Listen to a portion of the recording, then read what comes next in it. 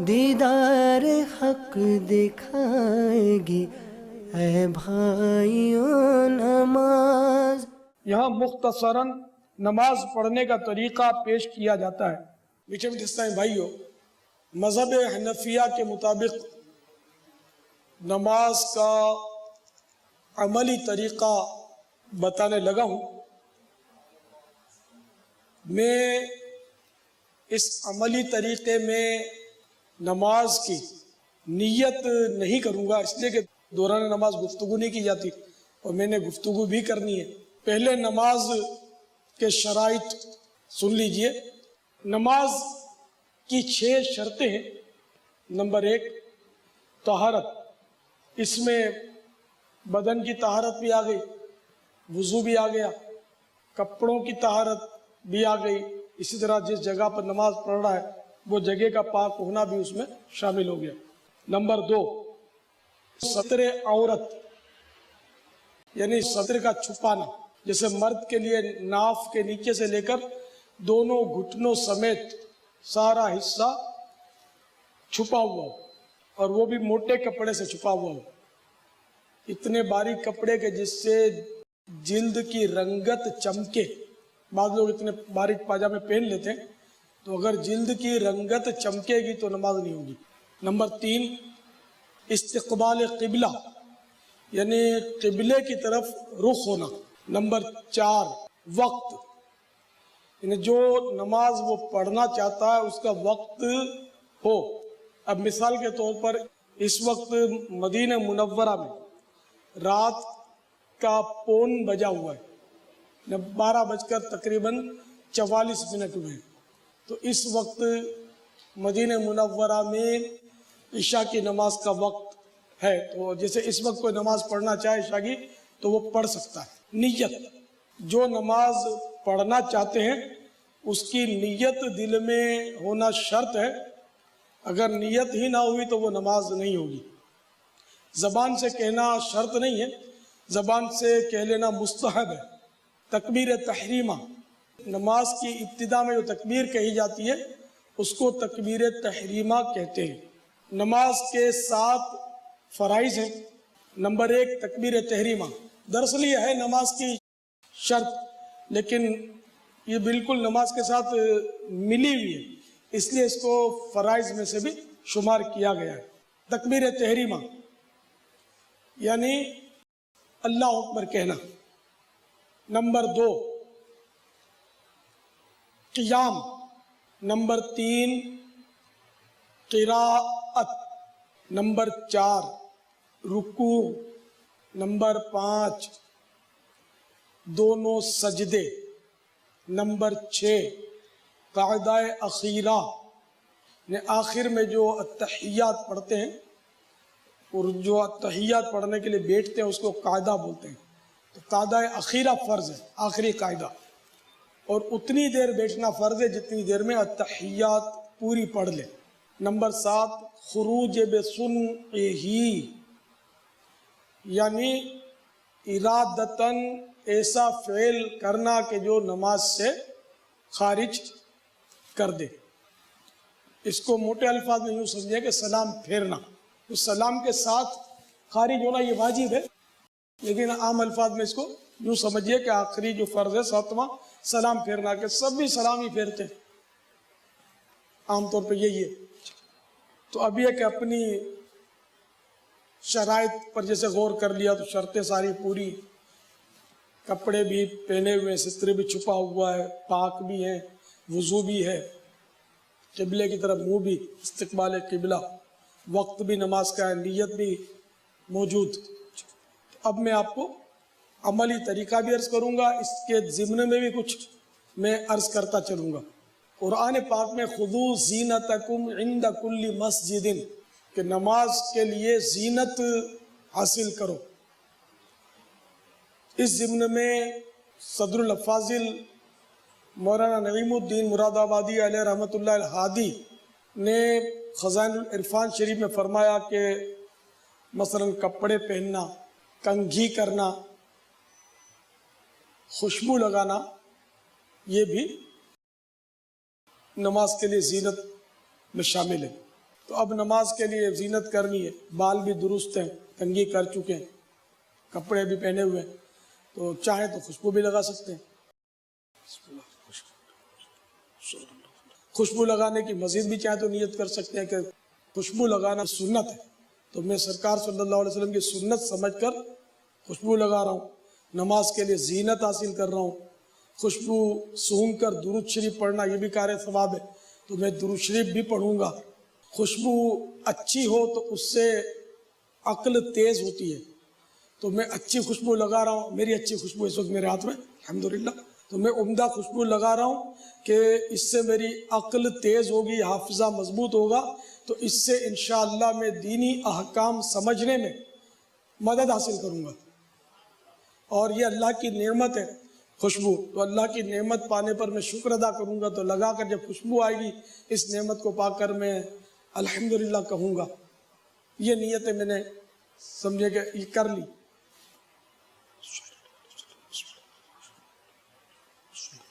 محمد صلی اللہ تعالی علی محمد، میں نے بسم اللہ پڑھ کر الحمدللہ عطر لگایا، بسم اللہ صلی اللہ تعالی علی محمد الحمدللہ رب العالمین۔ اس میں یہ بھی نیت ہو سکتی تھی کہ مسلمانوں کو اور فرشتوں کو راحت پہنچاؤں گا، کہ فرشتوں کو بھی خوشبو سے راحت پہنچتی ہے، ہر ایک کے ساتھ فرشتے تو ہیں، کرامن کاتبین محافظین، تو فرشتوں کو راحت پہنچاؤں گا۔ دیکھیں نماز سے پہلے خوشبو لگانا سنت ہے، میں نے یہ نہیں کہا، خوشبو جب بھی لگائیں یعنی کہ کوئی ممانعت کی وجہ نہ ہو تو سنت ہے خوشبو لگانا، سنت کی نیت سے لگائیں گے تو ثواب ملے گا، اور اگر بالکل دکھاوے کی نیت ہوگی تو معاذ اللہ ایسی بدبو ہوگی قیامت کے دن اس میں جسے مردے میں بدبو ہوتی ہے۔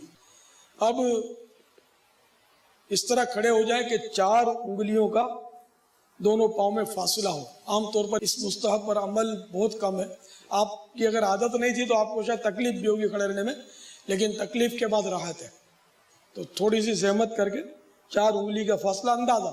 اب دیکھو میں کھڑا ہوں، انشاءاللہ یہ 4 انگلی کا ہوگا، میں ناپ لیتا ہوں۔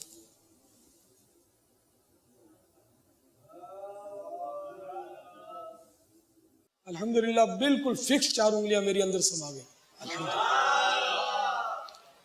تو آپ جب اس کی عادت بنائیں گے نا تو یہ آپ کھڑے ہو سکیں گے 4 انگل، یہ مستحب ہے، اور اس طرح بدن جو ہے پورا اس کا وزن جو ہے یہ بالکل ایک اعتدال ہے اس وقت الحمدللہ۔ اچھا اس میں یہ بھی کرنا ہوتا ہے، یعنی سنت ہے کہ کھڑے کھڑے کبھی سیدھے پاؤں پر وزن دے، کبھی الٹے پاؤں پر وزن دے، لیکن یہ احتیاط کریں کہ دوسروں کو پتہ نہ چلے کبھی یوں ہو گئے اور آپ یوں ٹیڑھے پلے ہوتے رہیں گے تو لوگوں کی نظر کھینچے گی، بلکہ آپ جیسے الٹا پاؤں تھوڑا لوز کریں گے، ڈھیلا کریں گے نا، تو خود بخود سیدھے پاؤں پر وزن آ جائے گا۔ کبھی سیدھے پاؤں پر کبھی الٹے پاؤں پر یہ میں کر رہا ہوں، لیکن شاید آپ کو اس کا اندازہ نہیں ہو رہا ہوگا، تو انشاءاللہ پریکٹس کریں گے تو اس سنت پر بھی انشاءاللہ عادت ہو جائے گی، اگر نہیں تھی تو کہ مشق کیجیے۔ ہر کام سیکھنے سے آتا ہے، کمانا بھی تو سیکھا ہی ہوگا، دکان چلانی بھی سیکھی ہوگی آپ نے، تو نیکیاں کمانا بھی انشاءاللہ سیکھیں گے، نمازیں بھی سیکھیں گے انشاءاللہ، جن کو نہیں آتی وہ، باقی جن کو آتی ہے الحمدللہ اور برکت اللہ عطا فرمائے۔ اب نیت کرنی ہے، مثلا عشاء کے فرض کی نیت کرتے ہیں، تو میں نیت کرتا ہوں عشاء کی نماز 4 رکعت فرض واسطے اللہ کے، منہ میرا کعبہ شریف کی طرف، اس نیت کی حاجت نہیں تو منہ کعبہ شریف کی طرف ہے، موجود ہے، نیت کیا کرنی تھی، پہلے سے ہی موجود ہے، جو یہ عوام میں ہے منہ میرا کعبہ شریف کی طرف، اگر جماعت سے پڑھ رہا ہے تو ساتھ میں یہ بھی بڑھا دے پیچھے اس امام کے۔ تو اب میں اکیلا جیسے نماز پڑھ رہا ہوں کہ امام کے پیچھے پھر قراءت نہیں کر سکتے، میں نے قراءت بھی آپ کو بتانی ہے، تو اب میں نیت کرتا ہوں 4 رکعت عشاء کی فرض نماز واسطے اللہ کے۔ اب ہاتھ اس طرح اٹھانے ہیں کہ یہ انگوٹھے جو ہیں یہ کانوں کی لو تک لگ جائیں یا کانوں کی لو تک پہنچے، لگے نہ بھی تو کوئی حرج نہیں، جیسے اب چادر ہے وہ کانوں تک نہیں پہنچ رہے تو ٹھیک ہے کانوں تک اٹھا لیے، کانوں کی لو تک، اور انگلیاں بالکل یوں کھینچ تان کر نہیں، نہ یوں بھی نہیں، بلکہ یوں اصلی حالت پر ہوں اور کعبے کی طرف ہوں، یوں نہیں، اس طرح۔ یہ انگلیاں اب یہ کانوں تک پہنچ گئی، اب اللہ اکبر کہنا شروع کریں، اور اللہ اکبر کہتے ہوئے ناف کے نیچے ہاتھ باندھنے، اللہ اکبر، یہ ناف کے نیچے میں نے ہاتھ رکھ دیے، اور الٹا ہاتھ نیچے ہو، سیدھا ہاتھ اوپر ہو، اور چھوٹی انگلی اور انگوٹھا کلائی کے اغل بغل، جبکہ 3 انگلیاں الٹی کلائی کی پشت پر ہو، اس طرح ہاتھ باندھنے۔ یہ غلط طریقہ ہے، جس طرح عام طور پر لوگ یوں باندھتے ہیں، بلکہ یوں 3 انگلیوں پر۔ اس کی بھی آپ کو مشق کرنی ہوگی۔ نظر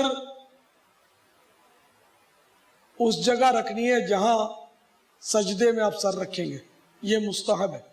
اب ثنا پڑھیے، اس کے بعد اعوذ اور بسم اللہ پڑھنی ہے، پھر سورہ فاتحہ اور کوئی سورت ملانی ہے۔ اگر سورت ملانی ہے تو اس سے پہلے بسم اللہ بھی پڑھنا سنت ہے۔ سبحانک اللہم وبحمدک وتبارک اسمک وتعالی جدک ولا الہ غیرک۔ اعوذ باللہ من الشیطان الرجیم، بسم اللہ الرحمن الرحیم، الحمد للہ رب العالمین الرحمن الرحیم مالک یوم الدین، ایاک نعبد و ایاک نستعین، اہدنا الصراط المستقیم صراط الذین انعمت علیہم غیر المغضوب علیہم ولا الضالین، آمین۔ بسم اللہ الرحمن الرحیم، قل اعوذ برب الفلق من شر ما خلق ومن شر غاسق اذا وقب ومن شر النفاثات في العقد ومن شر حاسد اذا حسد۔ اب اللہ اکبر کہہ کر رکوع میں جانا ہے۔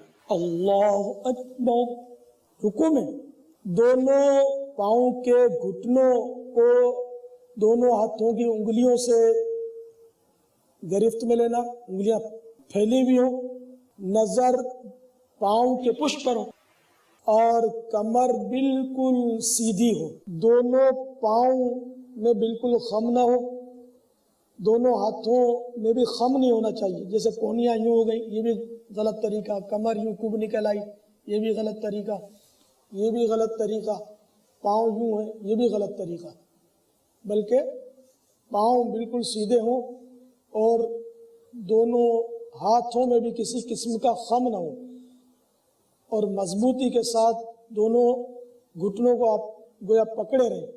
تو اس طرح کریں گے تو آپ کی کمر بالکل سیدھی ہو جائے گی اور سر جو ہے وہ کمر کی سیدھ میں ہو۔ اب 3 مرتبہ تسبیح پڑھیے رکوع کی، سبحان ربی العظیم، سبحان ربی العظیم، سبحان ربی العظیم۔ اب تسمیع کہتے ہوئے اٹھنا ہے، یعنی سمیع اللہ لمن حمدہ، اللہم ربنا ولک الحمد، سمیع اللہ لمن حمدہ، اس کو تسمیع بولتے ہیں، اور اللہم ربنا ولک الحمد اس کو تحمید کہتے ہیں۔ ربنا لک الحمد یہ بھی کہہ سکتے ہیں، بہتر یہ ہے کہ ربنا ولک الحمد کہیں، اور بہترین یہ ہے اللہم ربنا ولک الحمد کہیں۔ کھڑے ہوئے رکوع کے بعد اس کو قومہ کہتے ہیں۔ قومے میں پیٹھ بالکل سیدھی ہونی چاہیے۔ بعض لوگ رکوع سے برابر کھڑے نہیں ہوتے، فوراً یعنی اس طرح جیسے رکوع میں گئے اور پھر یوں کر کے سجدے میں چلے جاتے ہیں، تو یہ غلط طریقہ ہے اور اس سے نماز ناقص ہو جائے گی، کیونکہ کمر سیدھی رکھ کر کھڑا ہونا واجب ہے۔ اب سجدے میں جانا، پہلے گھٹنے زمین پر رہیں گے، اس کے بعد دونوں ہتھیلیاں، اور اس کے بعد ناک، اس کے بعد پیشانی، اور سجدے سے اٹھیں گے تو اس کا الٹ کریں گے، یعنی پہلے پیشانی پھر ناک پھر ہتھیلیاں اٹھا کر آپ بیٹھ جائیں گے۔ ان دونوں سجدوں کے درمیان بیٹھنے کو جلسہ بولتے ہیں۔ تو اب اللہ اکبر کہتے ہوئے سجدے میں جانا ہے، پہلے گھٹنے زمین پر رہیں گے، پھر دونوں ہاتھ، پھر ناک، پھر پیشانی۔ اور مستحب ہے کہ سجدے میں جاتے ہوئے سیدھی طرف زور دینا ہے اور سجدے سے اٹھتے ہوئے الٹی طرف زور دینا ہے، اور پہلے ہاتھ نہیں رکھنے، جبکہ مجبوری ہو تو الگ بات ہے۔ اللہ اکبر۔ سجدے میں پیشانی زمین پر جم جانی چاہیے۔ سجدے میں ناک کی نوک نہیں بلکہ ناک کی ہڈی زمین پر لگنی چاہیے۔ اس طرح دیکھیں یہ ہڈی لگی ہوئی ہے میری، اب ضمن ناک کی نوک لگی ہوئی نہ الگ بات ہے، لیکن ہڈی لگنی ضروری ہے۔ تو ناک کی نوک کو دبائیں گے تو ہڈی لگ جائے گی۔ اس طرح پیشانی زمین پر جمی بھی ہونی چاہیے۔ اگر کارپیٹ نرم ہے یا کسی باغ کی ہریالی پر آپ سجدہ کر رہے ہیں یا کسی اسی طرح کے نرم چیز پر آپ سجدہ کریں تو یہ ضروری ہے کہ پیشانی اتنی دبائیں کہ اب دبائیں گے تو نہیں دبے گی۔ اگر آپ نے ہلکی چھوڑ دی یا کب دبائی کہ مزید دبانے کی گنجائش تھی تو سجدہ نہیں ہوگا۔ جب سجدہ نہیں ہوگا تو نماز نہیں ہوگی۔ تو اب اچھی طرح سجدے میں جانے کے بعد دونوں ہاتھ جو ہیں ان کے بیچ میں سر ہونا چاہیے اور پیٹ رانوں سے کھلے ہوئے ہوں، کروٹوں سے بازو جدا ہوں۔ البتہ امام کے ساتھ صف میں نماز پڑھ رہے ہیں، دوسرے لوگ آپ کے آس پاس ہیں دوسرے نمازی، تو اس وقت بازو جو ہیں اس طرح کروٹوں سے ملا لیں گے ورنہ کھلے رکھیں گے۔ اسی طرح پاؤں کی 10 انگلیاں مڑ جائیں اور اس کا پیٹ زمین سے لگا ہوا ہو اور ان انگلیوں کا رخ قبلے کی طرف ہونا چاہیے۔ ناک کی ہڈی پر نظر ہونی چاہیے۔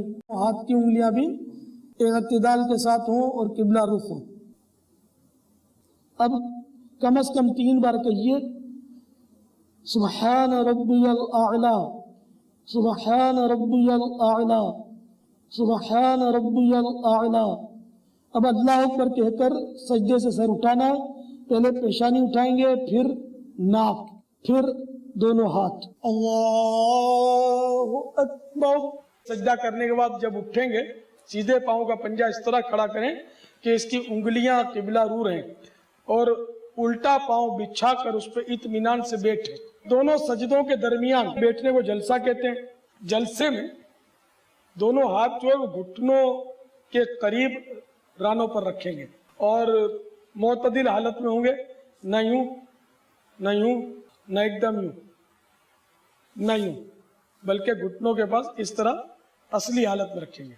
جلسے میں نظر گود میں ہونی چاہیے، مستحب ہے، نہ بھی رکھی تو گناہ نہیں ہے۔ اور اس میں کم از کم 1 سبحان اللہ کہنے کی مقدار سیدھا بیٹھنا واجب ہے۔ اگر فوراً سجدے میں چلے گئے تو ترک واجب ہوگا، جیسے بعض لوگ سیدھا نہیں بیٹھتے، یعنی میں اس غلط انداز کا عملی طریقہ آپ کو بتاتا ہوں۔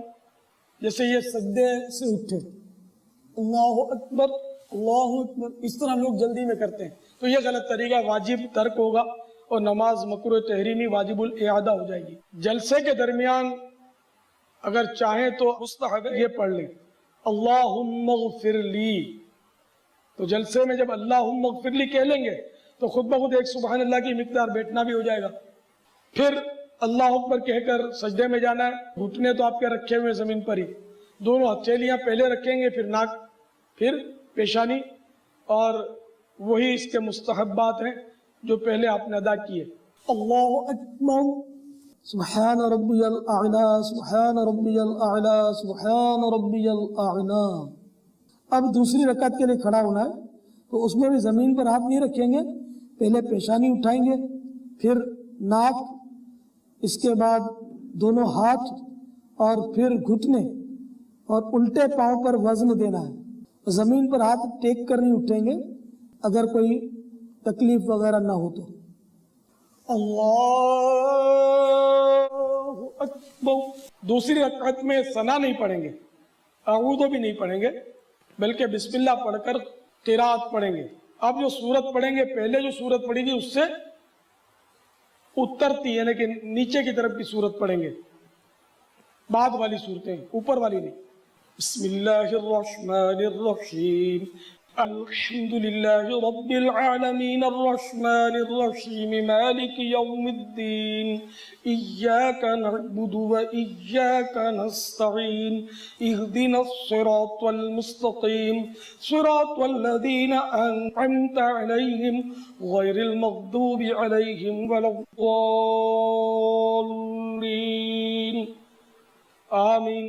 بسم اللہ الرحمن الرحیم، قل اعوذ برب الناس ملک الناس الہ الناس من شر الوسواس الخناس الذی یوسوس فی صدور الناس من الجنۃ والناس۔ پہلے ہی کی طرح اب رکوع سجود وغیرہ بجا لانے ہیں۔ اللہ اکبر، سبحان ربی العظیم، سبحان ربی العظیم، سبحان ربی العظیم، سمیع اللہ لمن حمدہ، اللہم ربنا ولک الحمد، اللہ اکبر۔ اب کم از کم 3 بار کہیے سبحان ربی الاعلی، سبحان ربی الاعلی، سبحان ربی الاعلی۔ اب اللہ اکبر کہہ کر سجدے سے سر اٹھانا ہے، پہلے پیشانی اٹھائیں گے، پھر ناک، پھر دونوں ہاتھ۔ اللہ اکبر، اللہم اغفر لی، اللہ اکبر، سبحان ربی الاعلی، سبحان ربی الاعلی، سبحان ربی الاعلی، اللہ اکبر۔ اب اگر 4 رکعت فرض پڑھ رہے ہیں تو 2 رکعتوں کے بعد قعدہ اولا کہلاتا ہے، پہلا قعدہ، یہ واجب ہے، اس میں پوری التحیات پڑھنی واجب ہے، ایک حرف کی بھی کمی نہیں ہونی چاہیے۔ یہ قعدہ اولا ہے، اس میں پوری التحیات پڑھی جائے گی۔ التحیات للہ والصلوات والطیبات، السلام علیک ایہا النبی ورحمۃ اللہ وبرکاتہ، السلام علینا وعلی عباد اللہ الصالحین۔ اب اشہد ان لا الہ الا اللہ پڑھنا ہے، اس میں انگلی اٹھانے کے الفاظ اور طریقہ آپ دیکھ لیجئے۔ اشہد ال کہنے کے فوراً بعد آپ چھوٹی انگلی اور اس کے برابر والی انگلی کو ہتھیلی سے لگائیں گے اور انگوٹھا اور بیچ کی انگلی کا حلقہ بنائیں گے، اور جب اللہ پر پہنچے گا تو گرا دیں گے۔ تو یہ میں آپ کو عملی طریقہ اس کا بتاتا ہوں۔ اشہد ان لا الہ الا اللہ واشہد ان محمدا عبدہ ورسولہ۔ التحیات پوری کر لی۔ اب 4 رکعت ہی فرض ہے تو اللہ اکبر کہتے ہوئے کھڑے ہونا ہے، زمین پر ہاتھ ٹیک کے بغیر اللہ اکبر کہتے ہوئے کھڑے ہو جائیے، اور حسب معمول ناف کے نیچے ہاتھ باندھیے، اور بسم اللہ اور سورہ فاتحہ دونوں رکعتوں میں پڑھ لیجئے۔ اس کے بعد کی صورتیں نہ پڑھیے۔ امام کے ساتھ نماز پڑھ رہے ہیں تو اب سورہ فاتحہ پڑھنے کی بھی ضرورت نہیں ہے، صرف 4 رکعتوں میں قیام میں آپ قراءت نہیں کریں گے بلکہ چپ رہیں گے۔ 2 رکعتوں کے سجدہ کرنے کے بعد جب اٹھیں گے، سیدھے پاؤں کا پنجہ اس طرح کھڑا کریں کہ اس کی انگلیاں قبلہ رو رہیں، اور الٹا پاؤں بچھا کر اس پہ اطمینان سے بیٹھیں۔ قعدہ اولا میں بھی اسی طرح بیٹھنا ہے، قعدہ اخیرہ میں بھی اسی طرح بیٹھنا ہے۔ تو 3 اور 4 رکعتیں پوری کرنے کے بعد جب بیٹھیں گے تو اب جو بیٹھیں گے وہ آخر میں تو قعدہ اخیرہ کہلائے گا۔ اس میں التحیات پڑھنے کے بعد درود ابراہیم بھی پڑھنا ہے اور کوئی سی ماثور دعا بھی پڑھنی ہے۔ تو التحیات آپ سماعت فرما چکے، اب درود ابراہیم اور دعا پڑھتا ہوں۔